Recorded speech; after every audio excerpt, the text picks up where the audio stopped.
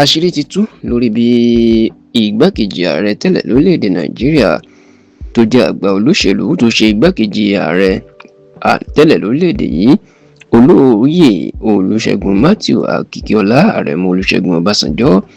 yan Alhaji Atiku Abubakar là ń sọ nípa ẹ̀. Àṣírí bí ó ṣe rán àwọn èèyàn ní àwọn alágbára sí mínísítà ọrọ̀ ajé orílẹ̀‐èdè yìí tẹ́lẹ̀ arábìnrin Ngozi Okonjo-Iweala láti wá ṣe igbákejì ẹ̀. Àṣírí náà ó ti tú sí tẹlifíṣàn Yorùbá Tòótọ́ lọ́wọ́ o, ṣùgbọ́n tá a gbọ́ pé tọ̀wọ̀tọ̀wọ̀ ní Ngozi Okonjo-Iweala ni kò fi gba ipò náà tí ó ní kí Atiku kó tẹ̀síwájú láti wá ẹni tí yóò ṣe igbákejì ẹ̀. ẹ rántí wípé láti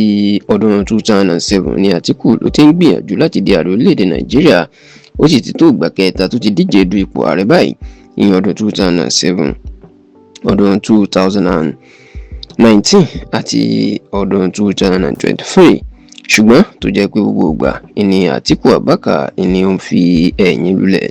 ṣá o, níṣe ni Atiku Abubakar ló tó wá tíkẹ́ẹ̀tì ààrẹ lọ sínú ẹgbẹ́ òṣèlú African Democratic Congress ADC. bẹ́ẹ̀ ló jẹ́ pé lọ́sẹ̀ díẹ̀ sẹ́yìn òun ni ó gba tíkẹ́ẹ̀tì ẹgbẹ́ òṣèlú African Democratic Congress ADC láti ṣojú wọn nínú ètò ìdìbò ààrẹ ọdún tí ó ń bọ̀.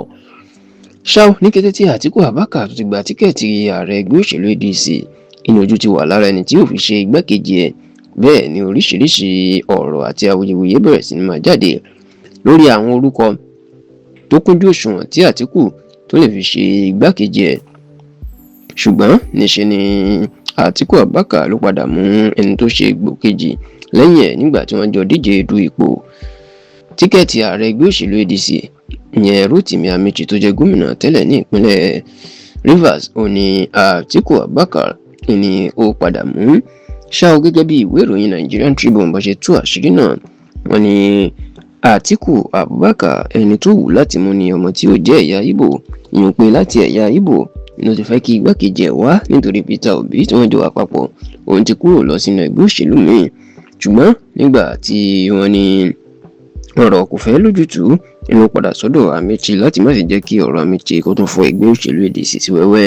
àwọn pé lásìkò ayẹyẹ ọjọ́ ìbí Ogunwusi-Iweala tó wáyé láìpẹ́ yìí, èyí tí